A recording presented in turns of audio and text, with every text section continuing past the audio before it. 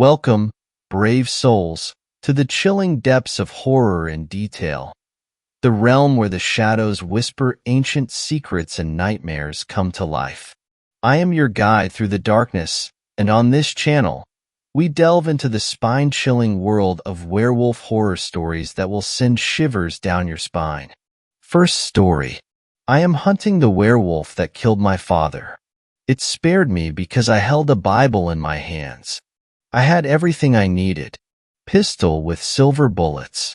Silver blade, the only thing that could kill the beast. Sturdy pickup truck that could follow it through the mud if necessary. Adequate food and water that could last me for days. I wanted to kill this thing so badly. I could feel the rage pumping through my veins, corrupting my blood and sending me into a near frenzy. It ripped my father in half right in front of me, remorselessly, with an apparent bloodlust that I'm still trying to process. I lived alone with my father for a few years, taking care of him, helping him do basic things because he had become decrepit in the last several years. We lived in a small shack on the edge of nothing, a bleak and dense wilderness. He often told me stories of the wilderness, of those that went in and never came back out, or if they did, they were forever changed. Many nights I would sit on the back porch, sipping beer and staring out at the thick line of trees. My father and I would go hunting in those woods, but only so far. We could always see the cabin from our stomping grounds. In a weird way, I developed the belief that as long as we were in the shack's sight, that it would protect us, which of course was shattered when my father got brutally murdered in front of me that night. I probably would have been a goner too, except in my desperation and terror, I picked up the Bible and held it in front of my chest. The werewolf howled, and its fist froze an inch from the book and promptly pulled back. It then sat on its haunches and whined like a puppy. For a brief second, my gaze turned incredulously to the book, and when I glanced back up again, the beast had gone. I wept for my father, and when the tears were spent, I buried him in the backyard. After my grief somewhat subsided, I collected my thoughts and a new goal formed in my head, that of vengeance. I'd often sit on the back porch and stare at the Bible, thinking about how it saved my life that night. Then I remembered what the priest said happened to his wife many years back. I couldn't believe I didn't think about it before now.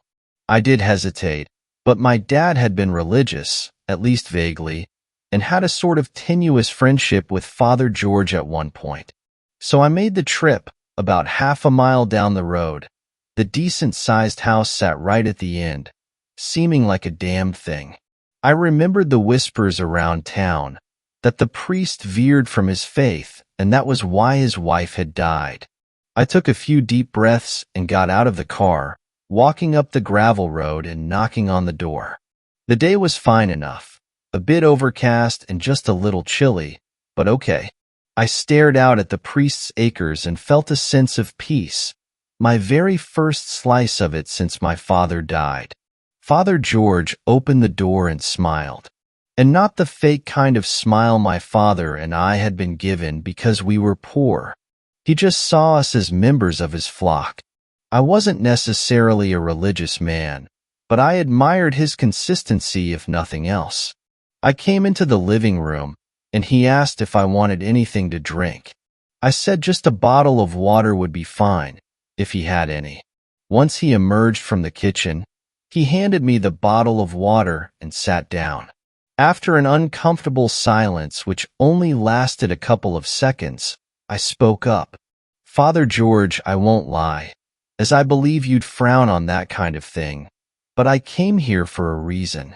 I know you always liked my father and I, and, well, something has happened to him. Something similar to what happened to your wife. What you said happened. Father George cleared his throat, maintaining his silence for a few more seconds. Then he said, I try not to think about that night, but when I do, my heart is filled with a rage that I just can't let go. I am practically a feeble old man. I want to take vengeance on the beast that killed my wife. But two things are stopping me. I am a holy man.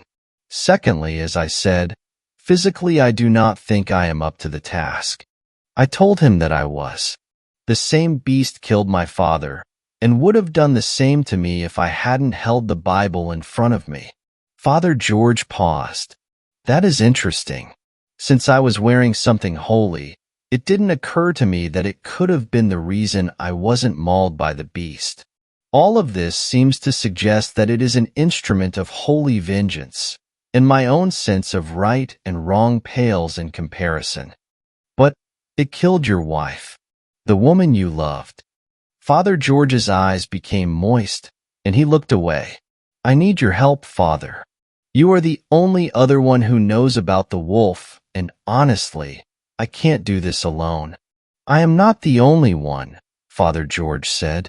There is one other. Her husband fell victim to it, or so she claims. But I do not know if you can trust the woman in the woods. Father George told me that a woman lived in the woods, not far from the main road. He told me he would consider what I said, but that I should leave for now so that he could collect his thoughts. I got up in my car and left. Even though he told me I couldn't trust the woman, nonetheless I was compelled to seek her out. I parked my car near the shack my father and I built with my own hands. Then I went behind the shack and entered the woods.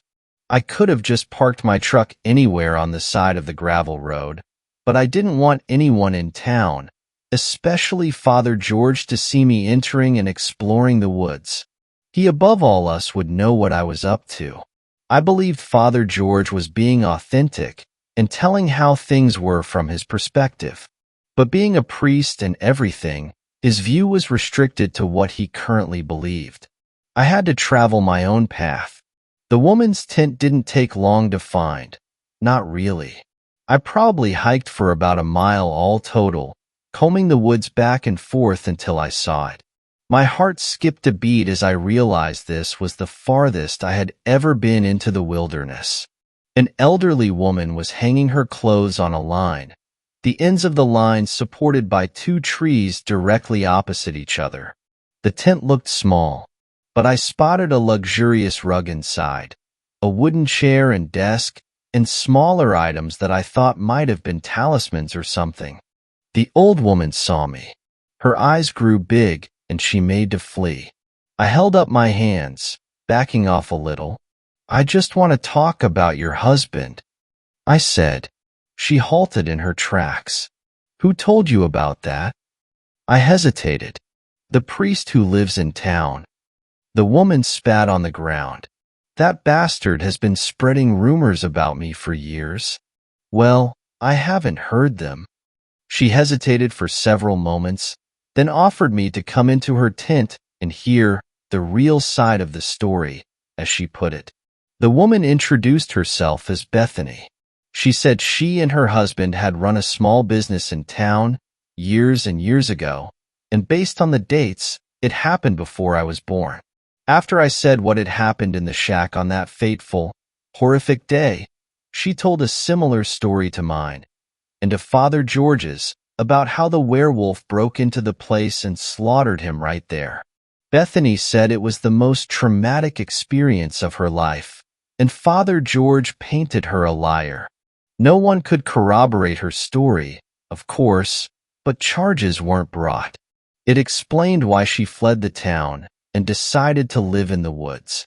The town had shamed her. I wasn't sure why I never heard the stories, or maybe my dad did and just didn't tell me. I would have thought one of the other people in town would have told me, but maybe she was the town's dirty secret, or maybe they were afraid of her. If you don't believe me, Bethany said, go to the only abandoned building in town. It used to be a dry cleaning service. I do not go inside the buildings anymore because the werewolf only kills inside buildings. It cannot kill you in front of anything you have built with your own two hands.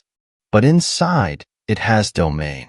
Father George has no doubt told you he thinks the beast is an instrument of holy vengeance, and I believe that's true. This is a weakness of it, however, and for reasons that are unknown to me. Bethany said she wouldn't talk to me further until I had checked out the old one-story building. I remember passing it hundreds of times during my lifetime, never giving it much thought except how creepy it looked. The door to the building opened easily.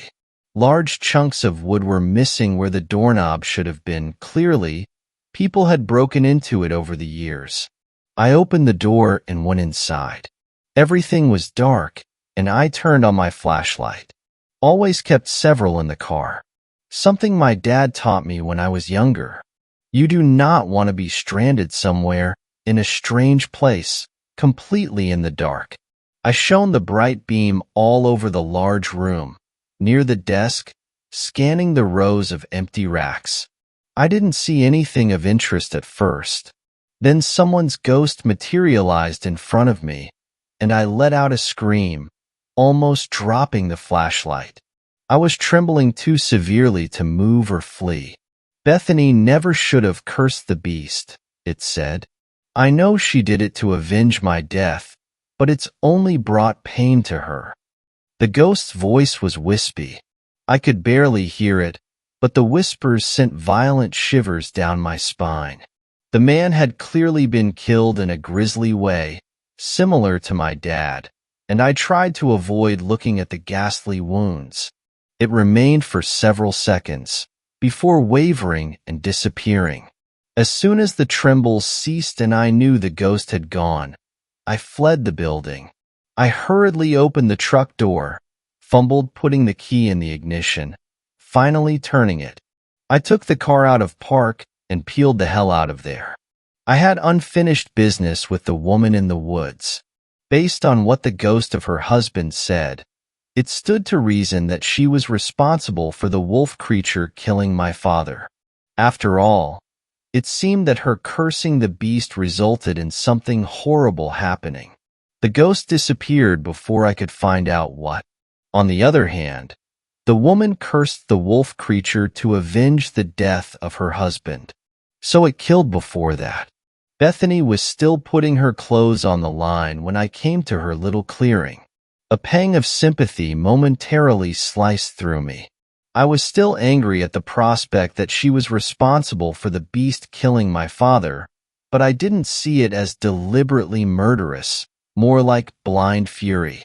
I met your husband a little while ago, I said. His ghost. You didn't tell me I'd meet a ghost. I said, I can still see the terror in your eyes. You are telling me the truth, Bethany said. He told me that you cursed the beast to take revenge.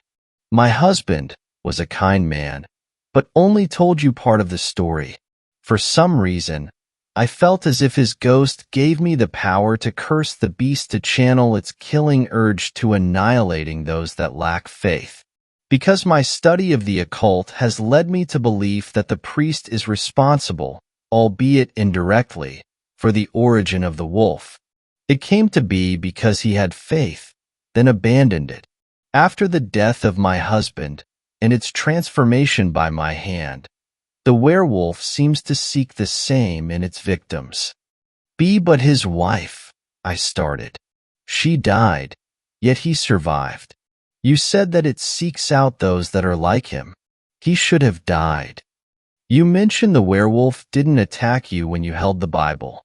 If Father George was dressed as a priest in that moment, he would have been spared. I found this strange. Sure, it explained why he had been spared that one time, but not all the other times after he could have killed. It didn't seem possible that he be dressed like a priest 24/7 or carrying a Bible. There had to be a better explanation. Honestly, I didn't know what to think. This werewolf seemed equal parts mystery and horror. I realized I couldn't rely on the perceptions of Bethany or the Father George. I needed time to think. I knew that each second that passed would give the werewolf another opportunity to kill me. I figured that as long as I held a Bible in my hands, I'd be safe. So much had happened that I couldn't even think straight. That was as much of a danger, if not a higher one, than giving the beast more time to annihilate me. Driving back to my shack, I noticed how deep the night had settled into everything, pervading every crevice my eyes could see and all the hidden ones that people probably wished would just go away. Back at the shack, I sat on the wooden chair and leaned over the desk. I lit the lamp on the desk a few moments before, and a soft glow filled the room. I realized I hadn't gone through the trunk since Dad died, and that I probably should. I opened the trunk, seeing all the possessions he had accumulated over the years. Most of it was loose leaf papers or small, leather-bound journals. I did my best to go through them all, making sure to keep the Bible close for protection. Once I had read most of the journals and papers, I just sat there, incredulous. My dad had known the wolf, had conversations with it. I remembered he told stories of those who went deep into the woods and never came out, but apparently he was one of the lucky souls who did and lived to tell the tale. My mind returned to the question of why the werewolf had spared the woman in the woods and the priest, while killing the priest's wife and the woman's husband. My rage at wanting the thing dead dissolved into an intense curiosity and then spiked into a constant state of low terror. I hadn't been very deep into the woods.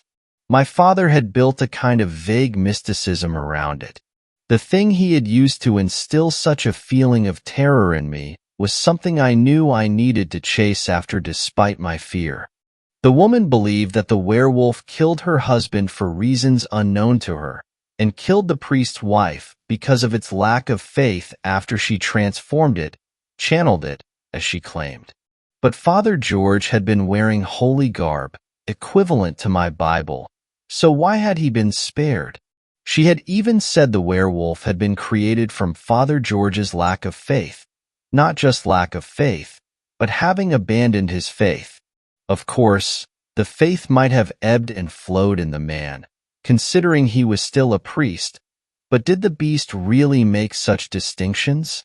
Underneath all the papers in the trunk was a secret panel. Inside lay a shining pistol.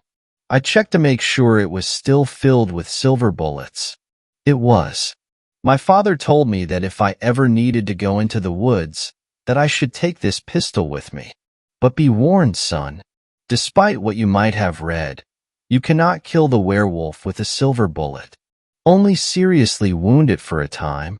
I grabbed the pistol and headed into the woods. The moon seemed suspended in a hammock of clouds, and I swallowed nervously. I know how werewolves are perceived, except my recent experience taught me that werewolves are real, and that they can be vicious killers waiting to pounce from the dark at any moment. As I went deeper into the woods, my fear increased. I could feel my blood pumping in my ears, and my left hand shook around the pistol. I didn't even know what I was looking for, but for some reason, I knew that if I went far enough into the woods, I'd find what I was looking for. Eventually, I came across a cave tucked behind a thick line of trees. I barely glimpsed it as I scanned the trees, but then my eyes went back to the blur of gray between the trees. If the werewolf was hiding anywhere, it would be inside, I told myself. I crept closer to the cave, pointing my flashlight closer to the ground so that I wouldn't arouse attention. I jumped several times while approaching the cave, but the sources of the sounds were only harmless critters. Once I was near the mouth of the cave, I had no choice but to shine my flashlight inside. I didn't see anything at first, so I had to venture further into the cave. The beam bounced all over the cavern walls, and I noticed deep scratch marks that upon closer inspection were tally marks. When the beam finally caught a patch of dark brown fur, which seemed to shudder with each long, beastly breath, I screamed. Two red eyes, sleepy and menacing, peered from the bubble of darkness. "You are your father's son." "I know you," the werewolf said. "Stay back," I said. "Even though you savagely killed my father, I can't shoot you yet. It wouldn't even do any good because silver bullets can't kill you." I need to know. Why did you kill my father? Father George's wife? The husband of the woman in the woods. The woman said that she cursed you to attack those that lack faith. Father George lacked faith, according to...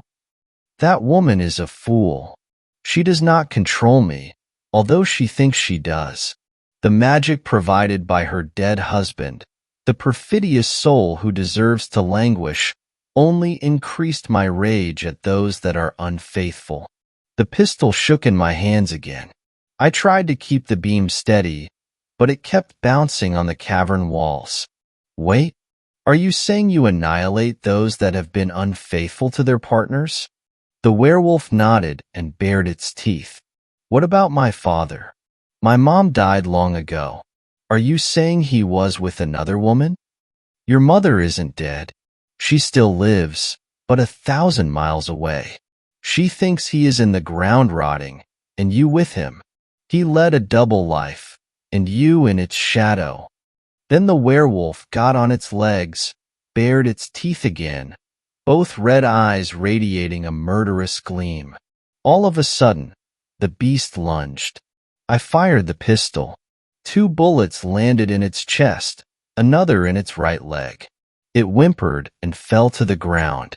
I emptied the remaining bullets into the beast, and its spasms seemed to roll together before it went entirely still. I cautiously approached the motionless body. Then what happened next? I'm not quite sure. The werewolf stirred, growled, and its claws barely missed my foot. A billowy cloud of smoke filled the cavern, first a deep and frightening black, then becoming white and ghostly. My feet and arms weren't my own until several minutes later. The white cloud surrounding me dissipated, not slowly, but suddenly. The ghost of Bethany's husband floated before me, looking as ghastly as ever. I remember my first posthumous visit to the werewolf. That horrid beast is filled with revelation, isn't he? I couldn't talk for several minutes. The terror needed time to loosen, and my mother was still alive. When I recovered my wits, he took me deeper into the woods, far enough from the cave that eventually I stopped looking over my shoulder. Bethany's husband led me to a great pine tree, which seemed taller than the others. At its base rested a small ornate box. A bejeweled blade rested inside, the only thing that could kill the beast, according to the ghost. Shortly after, I embarked on the mission to remove the werewolf from this town I lived in most of my life. But I soon found that it wasn't easy to stalk and kill. It always seemed to be one step ahead of me. With the ghost's help, I tracked it to a gas station in the middle of nowhere, an abandoned one at that. I finally thought I had cornered the thing. Part of me didn't want to extinguish it for good, because it had known about my mother. It knew about my dad's secrets, that he uprooted me from my childhood home that I didn't even remember and placed me in this strange, isolated town, where my life had been reduced to hunting a werewolf that, as far as I was concerned, knew the deepest, darkest secrets of the universe. Second story. Need advice on a creature. Werewolf?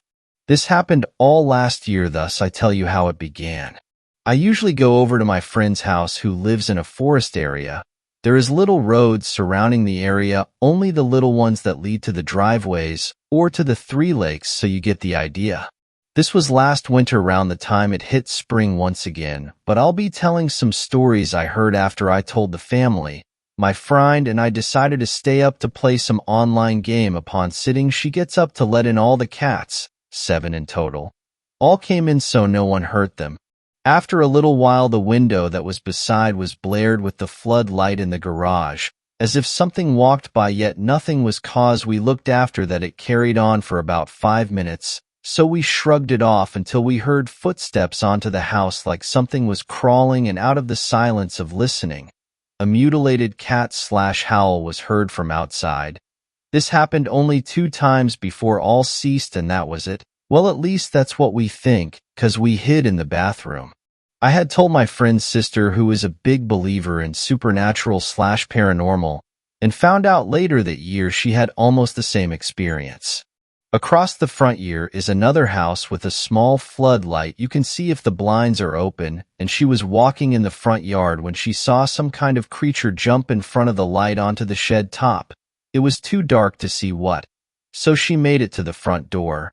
When you walk to it is a giant oak that covers the yard, and when she walked under it to go inside, a giant globe of cloudy white spit landed on her shoulder. Sadly, she didn't look up to see what it was, but hurried inside. I also found out the next night she woke up in the middle of the night. She heard the same thing I heard from the other side of the front door, only to cease to a man calling in a low voice to her. She was brave enough to open the blinds and see nothing. That is the backstory of it. Now I ask you guys if you could help me identify what this creature is. I'll try to get an audio of the howl thing if it ever happens again, but I need some advice on what to do or what it was. Third story. How my cousin became a real werewolf. This happened when I was young, so to be kind we'll say it was a little while ago. I grew up in a small, isolated village in Asia. Flimsy wooden houses with roofs made from rusting metal and other scrap materials lined the slosh we called streets. Children ran through the filth barefooted, ignoring the mounding piles of trash, and people lived in an uncomfortable closeness where there was little privacy. Desperate merchants occupied any remaining available space, trying to sell their knockoff wares and shouting shamelessly at any unfortunate who happened past. For us kids, there was no TV or video games, and sometimes my family, like many others, struggled for basic necessities such as food or clean water. However, despite these conditions and the little we had, I remember my childhood fondly as my family was a loving, close-knit bunch. We were 5 brothers and 2 sisters with a great number of cousins, and our parents always worked hard to provide for us. There was only one time in my childhood when I felt truly afraid, and that was when my older cousin Murali became sick with an illness more terrifying and unexplainable than anything I had ever seen. It had been the middle of summer. I was 6 years old. The sweltering heat was enough to melt away any optimism, and the air hung thick with humidity. That was when a visitor from the Western world arrived in our tiny village. He was a short English man. His round face was a flush red from the weather, with beads of perspiration adorning his brow as he stumbled into our village, wearing a small hat and explorer clothing. His skinny, pale legs reflected back the sun brilliantly, and we made jokes at his expense for it. But we also found ourselves captivated by the stories he would tell. We were also a little impressed he could speak the language fairly fluently. Our favorite story was the one about the wolf man. A man bitten by a wolf to become a monstrous creature under the full moon of the night, unable to control his beast instincts to kill and devour anyone he came across. It was the tale we requested to hear more than once, and with each telling he would add new details to alight our imaginations. Our young minds were captivated, listening to his every word with anticipation. In fact, the first English word I learned because of him was werewolf. We would even play werewolf amongst ourselves when we could. One of us would chase while the others ran. If you were caught, you were now a werewolf too. The game was fun to us until one day a group of us had run the wrong way down an alley and found ourselves face to face with a pack of feral dogs. Now, feral dogs were, and still are, an issue that is faced by my home village. The dogs multiply and became aggressive towards people very easily, so it was not uncommon to run into a bad dog or to be chased by one. This is what happened on that day. Upon being disturbed, the dogs growled and barked viciously. My sisters ran, and this caused the dogs to chase. Soon we were all running for our lives from the animals, and at some point during the confusion, Murali had been bitten by a dog. The bite was not so bad, hardly having broken the skin, and there was almost no blood. Collectively, we decided not to tell our parents. We didn't want to get into trouble, and instead joked about how Murali was now a wolf man, just like the stories. However, in the days after he was bitten, Morali really did begin to behave strange. He became restless, unable to sit still. He was very agitated and would move about constantly. His movements were not with any purpose or direction, but he started to tell us that he was changing, that he could feel the change. This, of course, scared us. In hushed tones, we discussed what we were going to do now that he was a werewolf. In the Englishman's stories, the beast had been put down with silver, but we had none. Days passed as he began to change more. He refused food and water, even going as far as to spit it back up violently. Drool dribbled from the corner of his mouth and down his chin. We reasoned that he was now only hungry for flesh and thirsty for blood. It was at this point that we finally confessed to our parents what had happened, though I am certain they already knew something was wrong before that. We had hoped they would know what to do, but after telling them none of us were allowed to see Morali. We were told this was because his transformation was nearly complete, that he had become aggressive and dangerous. Often standing on all fours, he would growl and snap at anyone who came near. Thick saliva ran down his chin in an animalistic fashion, and by the end, go the week, he seemed to us to be truly be an animal. My brothers, sisters, and I were all afraid of him. We thought he was sure to change into a wolf any day, and none of them wanted to see him anymore, but I was curious. Curiosity burned in me, and I wanted to know if the story was true, if he was really going to turn into a werewolf. So I begged my parents to see him. They looked nervous, but eventually agreed to let me go if I took my older brother with me. My older brother agreed, and together we went to see Morali. The memory of seeing him that day is something I will never forget. He was laying in bed growling like an animal. A frothy white foam bubbled around his lips as he opened and shut his mouth with deep, wet gurgles. His eyes rolled back into his head intermittently, but when they would focus on us, he would growl louder and arch himself into a horrible, painful-looking positions. His mother stayed beside him, dabbing the moisture from his forehead and wiping away the drool dutifully. She was avoiding being bitten as she did, though, as he would occasionally snap his mouth shut with force like a snapping turtle. It was terrifying to see him in this way. Some part of me knew then that he was not becoming a werewolf, but I didn't know what was happening either, so I had no other way of explaining it. When I returned home to my parents, they gathered all of us together and explained that if ever any of us were bitten, we needed to tell them right away. Morali died the following day, and it wasn't until years later that I found out what had happened. My cousin was not a werewolf. He was suffering from a viral disease that was eating away the gray matter in his brain. He had a lysovirus, a fatal disease transmitted through the saliva of the infected. It is a disease that is still active even in the modern world, and in advanced countries, a bite, scratch, or lick from an infected animal is all it takes. The worst part of it is that symptoms can appear days, weeks, or even years after infection, and once they do, it's too late. There is no cure. Fourth story. I've researched a werewolf sighting for years. Actually, accounts I've heard vary. Some, like Rob's or Aldo's, sound more like a werewolf or werebear. The moon shone into the diner, 2 days past full. I spotted its reflection in the pie cooler's glass door. Spinning my stool so I faced the plate glass window, I saw it hanging above my bearded reflection like a brilliant idea or a second bald head. Wired from my 4th cup of coffee, I tilted my head back and quietly howled, "Aruro," or Carrie elbowed me. "Knock it off, hairball." People trying to eat. "Hey, you got more hair than I do." Down the counter, Sophia frowned. "You shouldn't though, Jacob. It's not respectful." That surprised me. Respectful to who? To the people who were killed. Say what? Carrie said. What people?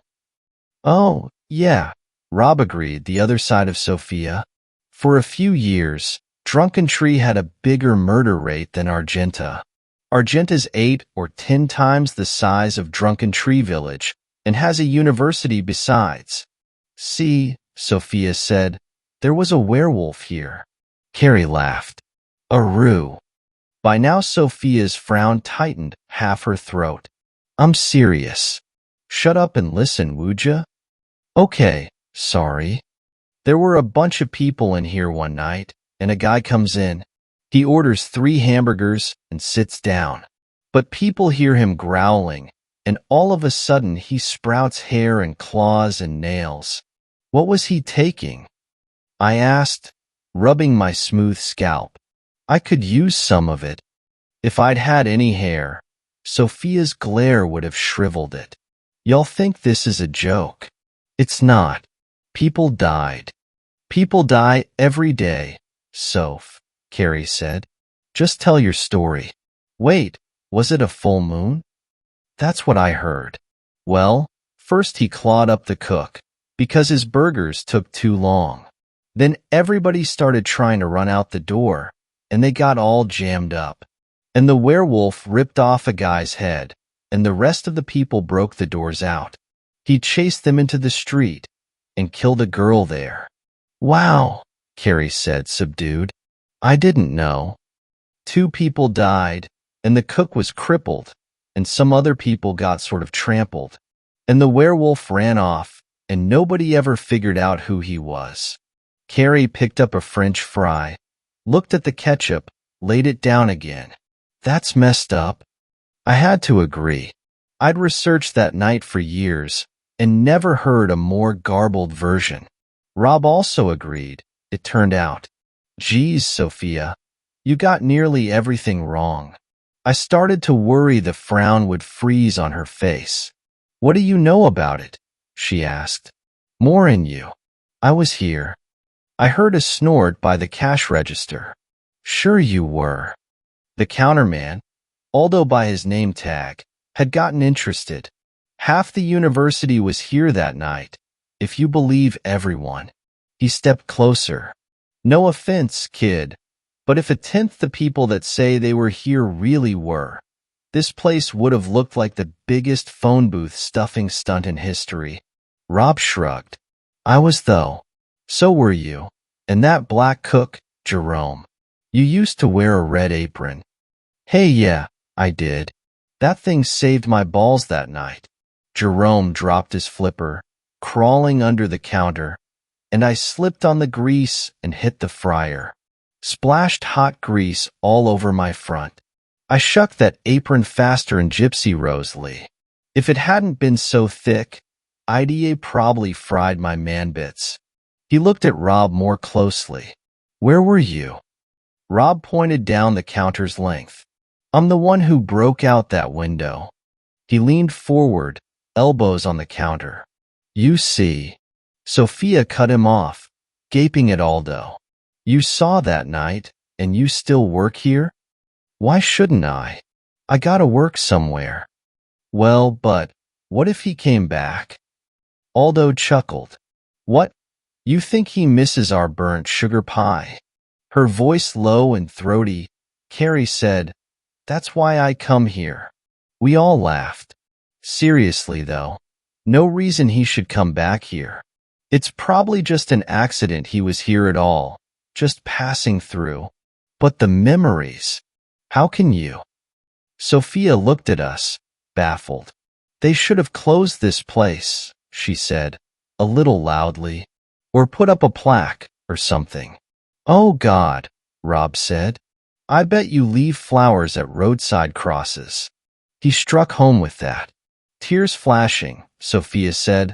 My cousin was killed on Highway 207. My sister and I put up a cross for her. So, it's not enough your cousin's dead. You gotta make total strangers feel bad. Bloody super. You gotta grieve and go on. It's not fair to try and make the whole world grieve. She pulled a 20 out of her purse and shoved it blindly at Carrie. I gotta go. She ran out the door, tears in her eyes. That was pretty shitty, Carrie said. Rob looked abashed. Yeah, well, I really hate those crosses. Come on, Jacob, back me up. I shook my head. I don't like those crosses. I'm not big on grief, but Carrie's right. That was shitty. I didn't mind, though. Sophia had nothing useful for me. Aldo had already cleared away Sophia's dishes and laid her check by Carrie's plate. No rush, he said. I said, so what happened that night? Carrie looked at me and shrugged. Okay, yeah, what happened? Watching for Carrie to object, Rob slid onto Sophia's stool. I was here with a girl. I can't even remember her name anymore. We were sitting over there. He pointed at a short row of two-person booths. I didn't see the guy come in. He was alone at the counter and just starts growling and snarling. And he grows these giant claws, like a bear. He stands up, and all of a sudden he's like 7 feet tall. People are screaming and running for the door. Aldo nodded. Rob went on. A big guy, biker type, tries to get the guy in a headlock. The guy just reaches behind him and rips the biker guy's belly open, like it was paper. Now, when the bear guy first stood up, he broke his stool right off the floor. Aldo interrupted. The inspector made Cliff replace all the stools after that. Said they weren't sturdy enough. Well, I'm lucky that one broke. It fell right by our booth. The bear guy and the biker were fighting, and everybody else was pushing at the front door, and I just grabbed that stool and heaved it through the side window. My date and I jumped out and ran like hell, and a bunch of people came after us. That's where the other girl was killed. She tried to jump out the window and fell on broken glass. Cut her belly open. I winced. Rob sipped his coffee. Freaky thing is, the bear guy didn't hurt anybody until the biker jumped him. He could have claimed self-defense. Ain't that how it went, Aldo? The counterman said, be right back, and went to ring up a family. Staring at Rob, Carrie reached blindly for her soda. I took her hand and guided it. She faced me, pale and quiet, eyes wide. I shrugged. I wasn't here. That really happened? She turned back. Rob, you really saw that? Yeah. Never been so shit scared in my life. Except for the '09 tornado. Guy was a complete freak. Didn't grow hair, though. Just got huge and grew claws. That's right. No hair. Aldo was back. I'm gonna tell Darla she ought to rename this place Rashomon. I knew what he meant, but the others looked blank. Say what? Carrie said. Rashomon? The Kurosawa movie? What's Kurosawa? Rob asked. Some kind of anime? He's a movie director. Geez, you kids don't watch anything wasn't made this millennium. I didn't bother telling him I preferred Kurosawa's Stray Dog. Anyway, Rashomon's about 4 people telling the same story, only they all see it different and tell it different. Carrie got the hint. So what's your version? He ticked a finger at Rob. You didn't get so much wrong as that little girl you ran off, but you didn't get it all right either. He came in, kinda shaggy-haired but nothing freaky. With a girl, same as you. They sat at the counter. I got 'em both burgers, and they started eating, and by I notice he's looking upset. She's looking real serious, and I think, oh, she's giving him the Dear John. Next thing I know, he's out and out crying. Not out loud, but just running tears and kinda hiccuping, you know? I think. She's gonna walk out, now, but instead she puts her arms around him. And his face is just like a dam's breaking inside. He lets go this one big sob, and then his face just... He stopped at a loss. His face just grows, except that's not really it. There's more behind his face. And then he stands up. I heard the stool break, didn't know what it was, watching him. He was bigger and taller. You're right there. He must have been over 7 foot. And he's got claws. No fangs, though. Not like people said. Just the same teeth. And no new hair. Carrie grinned. Sorry, Jacob. Jerome's diving under the sink. That's when I slipped and hit the fryer. Time I got my apron off, he'd already killed the one guy and the place is nuts. I saw a guy throw the stool through the glass. That was you? That guy had black hair, all dressed in black. Rob ran a hand over his sandy hair. I was doing a goth thing then. Even had black nail polish. Dad saw me in black lipstick one day. I thought he'd had a heart attack. Well, you threw the stool, and I threw my apron over the guy's head and ducked under the counter with Jerome. We didn't stand up until we heard sirens. A couple years earlier, there'd been a shotgun under the counter, but Cliff's wife made him take it out. We stand up, and the place is empty except for 2 dead people. The one guy, I guess he did look kinda like a biker, but he worked at the hardware store. The girl, I never knew who she was. Jerome wanted to slide out the back. I made him stay and back me up. Like you'd think, the cops had a million questions. I just told him what I saw and made Jerome do the same. They thought it was nuts, but 4 or 5 other people had come back after the cops showed up and told the same story, more or less. He poured coffee down the counter, refilled my cup, and told Rob, "There's another thing where you're wrong. He didn't have bear claws. They were more like a cat. I saw him sheathe them. The girl he'd been sitting with, he pushed her away before the hardware guy jumped him. Then them claws popped back out after he pushed her out of reach. He tried to protect her, but she was the girl got killed in the window." Aldo looked at me. "Well, Rashoman's got 4 stories. What's yours?" "I wasn't there," I said. "I've heard about it, made it kind of a hobby, but never heard so much detail. I never looked for you. I heard you'd quit. Guess somebody mixed up you and Jerome?" "Yeah, Jerome did quit, moved to Memphis. And Cliff sold the place to Darla a year later. But I'm still here." After that, there didn't seem to be any more to say. Carrie's appetite, even for burnt sugar pie, was gone. She paid her check and Sophia's, left a generous tip, out of her change, not Sophia's, and told us good night. I sat, sipping coffee, while Rob finished his onion rings. When we left, I noticed Rob left only around a 10% tip, about what I expected. We walked out together, around the corner to the gravel lot. In the cool air, the moon bright above us, I said, "Rosemary and Ginger." "Was it?" "Rosemary and Ginger. The girl you were with, and the girl who was killed. An herb and a spice, kind of a coincidence." He looked blank, then thoughtful. "Could a been Rosemary. We never went out but that once. Met at a party, split up at a massacre." He frowned, reminding me comically of Sophia. "How'd you know?" "I met her about a year after that night. She didn't remember your name either. She never noticed you dyed your hair. I've been looking for a black-haired guy all this time. I looked up Carrie, 'cause I heard Sophia knew something. I never expected to luck onto you."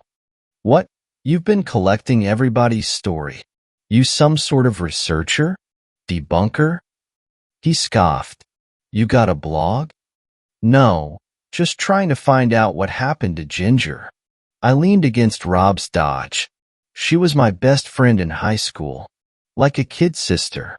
We'd probably got married, but turned out we were both gay." Rob stiffened and pulled away. "Oh, relax, numbnuts. I'm not gonna rape you in the parking lot. Geez, the whole world revolves around you, doesn't it?" He managed to look a little shamefaced. "So she went to college and I went to work, and I didn't see her for a couple of years, just talked on the phone every week or 2. I could sense Rob's impatience. What's this got to do with me? Then something really bad happened to me, and I needed to talk about it. I called her, and we made a date to meet here. I showed up late. You said you weren't here. The first trace of fear was in his voice. I can tell lies too. I saw the two hit him. I'm going bald anyway, but I shaved my head and grew a beard when I started researching, in case anybody remembered me here. In your case, it's wasted effort. You're too self-centered, self-important to remember me. Was it you? He looked up at the moon, 2 days past full. I never hurt you, man. Ginger and I were at the counter. I told her I'd lost a month of my life. I still don't know what happened. One day it was middle of June and I'm at home. The next it's nearly the end of July. And all I remember in between is something like a long, restless night with a lot of weird dreams. My phone's gone, and I'm miles from home in torn-up clothes. And there was something else wrong, something I couldn't talk to anybody about. So I called Ginger. And we're here at the counter, and I start crying 'cause it hurts so much to talk about, and that triggers the change. He swallowed. Not the moon. Nope. Grief. Nobody loves me. Dog ran away. Mom just died heartache. I shrugged. Like I said before, I'm not big on grief. I'm more the bottle everything up sort, long as I can remember. But Ginger put her arms around me, and boom. I could hardly hear him. He'd grown so breathless. Why are you telling me this? Rosemary told a different version of the story. For one thing, you ran off and left her for the monster to eat. And she couldn't remember your name, so she never said anything to the cops about how Ginger died. But when I found her, she told me. She saw me change and saw you throw the stool. She saw me push Ginger back, out of harm's way. And she saw you grab Ginger and push her across the window frame, across the broken glass, so you could use her as a stepping stone to get out. He was trembling from head to foot. I smelled where he'd soiled his pants. Okay, Ginger, I thought. I can be sad, now. I thought about my friend, about how much we'd shared. I thought about her embracing me that last night, and felt tears begin to sting. God, Ginger, I cried out. I miss you so much. Sometimes, it's necessary to let the grief out. Fifth story. The time we saw a werewolf. So, after searching for a bit for a place to submit this where it will be seen, I decided to try it here. This is a 100% true story, and I am using a throwaway in order to provide a little more detail. This story takes place my freshman year of college at the University of Alabama. Since I was living in the dorms, my friends and I would often drive off campus and into the country in order to smoke weed away from our ACE and the campus PD. On this particular night, one of my friends and I just finished rolling up a giant blunt and drove off into the night to enjoy it. Once we were far enough away, we went ahead and lit it up and continued to drive throughout the duration of it. After it was finished, we drove into a thick fog, had to drive 5 mph because we literally could not see. We ended up driving out of it and found ourselves in familiar territory. I usually drove away from campus without any real destination, but reflexes, etc., would tend to lead me down the same path. Anyways, we have been here before on previous nights, and there's this creepy stop sign which appears black and unreadable until you are literally 5 feet from it, which we always thought was weird. That has nothing to do with this story, but I tend to ramble, especially when reliving things like this. So after driving out of the fog, we were driving past random houses in the country when we noticed a giant black figure and eyes staring at us from the front of someone's yard. We both did a double take like, "Did you just see that thing?" It was so significant that I 3-point turned my car around to go get a better look. Heading back, I creeped along slowly until we got back to the thing and just stared at it completely silent. At this point, my car was almost to a stop while I stared in amazement at this giant creature. The thing took notice and stood up slowly onto 4 feet, and then onto its hind legs, and I mean this thing was huge.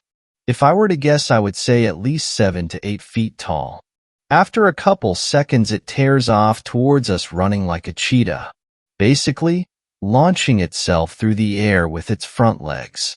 When I see this, I slam on the gas and start to take off, but the creature reaches the side of my car before I can accelerate fast enough to lose it. It's now on the passenger side of my car, running along with us and staring at my friend through the open window. He's pushing me against the driver's side door in order to give himself distance away from this monster.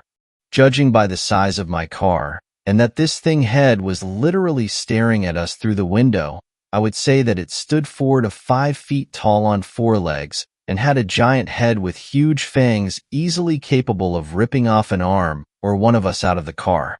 Eventually, with my foot all the way on the gas while staring at this beast in horror and amazement, we gain enough speed to start pulling away from it, 30 to 40 miles per hour, I would guess, and the beast tears off into the woods. We both just sit in silence until we gather ourselves and recount what we saw in order to make sure we both saw the same amazing thing. Some of you may criticize this story since we were both high, but this was an everyday occurrence, and we both saw the same terrifying thing. After analyzing other more likely creatures, I came across this picture of a hairless bear, which honestly does look a lot like what we saw. So who knows?